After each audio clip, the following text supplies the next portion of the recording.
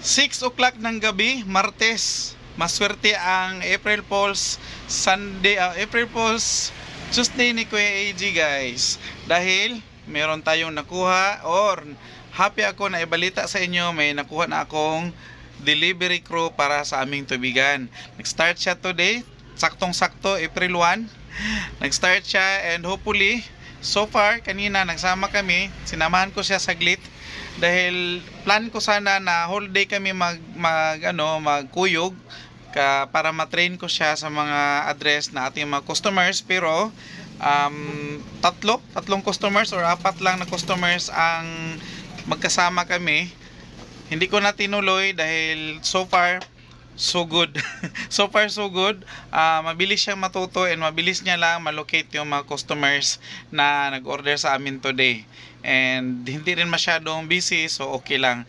Ewan bukas kung kung ganun pa rin, pero hopefully guys, dasal ni Kuya AJ na magtagal yung nakuha naming delivery crew sa aming tubigan. And update tayo guys dahil may tao na ako, so pwede nang ituloy ni Kuya AJ yung mga gawain dito sa tindahan na natingga at hindi ko nagawa dahil sa ako ay nag-duty doon ng almost 2 weeks talaga, kasi kahapon ako pa yung nag-duty. Kahapon kami nag-interview and gusto ko sana mag-start siya kaagad, pero nakiusap siya na ngayong araw siya mag-start. So ngayong araw talaga 1 siya nag-start.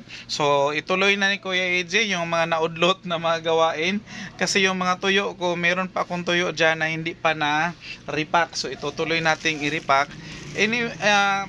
Pwede ko naman sana talaga siya guys bigyan ng oras sa gabi pagkarating ko dito, pero pagod na si Kuya AJ, so hindi ko na lang tinuloy. Nag-repack lang ako ng konti nung araw na namili ako ng tuyo. Kinabukasan nag-repack ako konti, and meron pa akong i-repack dyan. Hindi ko na lang tinuloy dahil nga ako yung nag-duty doon. So meron pa tayong mga gawaing mga sitserya na naka tingga pa dito sa lagayan, sa plastic, hindi pa natanggal. Nag-antay pa yan guys na ma-refill ko or ma-display sa ating displayhan ng mga sitserya dahil sobrang busy. Nangawat lang yun ko guys, oras ganinang after lunch para makabili ng kunting gulay dahil kawawa yung gulayan ko, wala na laman. At saka nakakuha ako ng 2 tray ng itlog. Ang itlog pala ngayon guys, sa sobrang mahal, ang kanilang large is para ng medium. Parang medium. Ayan oh. Ang liit. So medium na talaga siya. Siguro nasa pa ito. Pero kinonsider pa rin ng supplier na large daw yan. Pero pag hawak mo, maliit. Pero okay na lang, wala tayong magawa. Hindi ko rin pwedeng ibenta siyang medium kasi binili ko man siya ng large. So pasensya na mga customers ni Kuya AJ, pasensya na kung ang ating itlog na large is maliit, dahil yun din yung sabi ng binilhan ko na large daw yan. So galing sa supplier, large talaga siya kasi may nakasulat na L, meaning large siya. Pero kung anuhin mo, kung kumonin mo sa imong kamot, paghagkom nimo large, medium lang yun siya. Wala tayo mahimo lagi kay mamang po ilahang classification dito na daw na large daw. So mahal ang itlog guys. Iwan kung sa mga lugar ninyo mahal din ba ang itlog. Basta dito sa amin mahal. Mga ilang linggo na mahal ang itlog, saka pahirapan yung stocks. Kaya nag-agwanta si Kuya AJ na usahay isa ka tray lang yun ako magkuha, maski pa magpa-reserve ko og sayo or usahay duha. So ganihan nakakuha kog duha. Buti na lang 2 tindahan yung yung pinare-reservean. So doon sa kabila nakapa-reserve na ako for tomorrow. So hopefully makakuha tayo ng 3, kasi pag marami daw siyang itlog galing sa supplier, bigyan niya daw ako ng 3 tray. So shout out kay kay BFA Pros.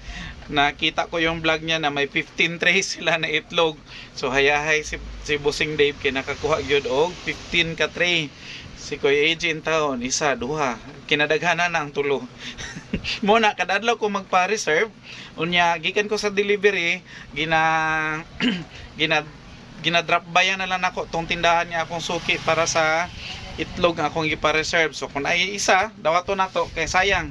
Sayang and ano naman siya, matibo-tibo na, matigom-tigom na. Doon sa kabilang tindahan may isa or dalawa. So hindi tayo maubusan. Ganun lang ang diskarte ni Kuya AG guys. Basta meron lang tayong itlog na maibenta. Kahit pahirapan, kahit pakunti-kunti, basta meron, may makuha tayo, at least hindi tayo masiro. Minsan lang, zero talaga si Kuya AG. Wala, joy, mabit-bit pag uli, gikan sa palitanan og itlog, kay kanang wagyud siya itlog pod nga supply. Alangan, so may hatag niya sko. Alangan yang itlog yatag sko nga, yahan naman to personal. So, kung naa lang dili kita masiro kay matagaan man kita, bisag isa lang at least naa. So bukas tuloy-tuloy ang ano ni Kuya AG, at saka yung ibang mga lakad ko, meron tayong gustong lakarin, tawag nito sa PhilHealth, dahil bayaran na ng PhilHealth, at meron tayong pinapalo up na ITR, dahil ITR na naman, income tax return, sa mga kasari natin dyan na hindi pa nakapag-file or hindi pa nakapagpagawa ng ITR. Gawin nyo na guys habang may oras pa. Si Kuya AG nag-start na magpagawa. Nagpagawa lang ako guys dahil hindi ko na kaya ang gawin. Although hindi pa ako nakatry gumawa ng ITR, pero baka sa susunod or sa susunod pang mga filing of ITRs, pwede na nating i-practice na tayo, si Kuya AG na lang gumawa ng ITR. Medyo kasi mas complicated siya compared doon sa ating mga remittances 2551Q or 1701Q, yung pang quarter. Medyo mas complicated siya. So need natin ipagawa sa ating bookkeeper. May bookkeeper na kakilala si Kuya AG, matagal ko na siyang kakilala. And by the way, speaking of bookkeeper, dahil may mga kasari tayo na pataka-taka lang or kisa-kinsa lang yung maanuhan nila, malapitan para lang makapagawa ng ITR. Be aware sa minsan kasi may mga bugos na mga bookkeeper na minsan kukunin yung bayad mo at saka hindi ma-remit. Nag-expect ka na meron ka ITR or meron kang remittances na para sa BIR mo, pero wala pala dahil na-scam ka, na-contact mong tawag nito bookkeeper. So na lang, ingat na lang tayo guys.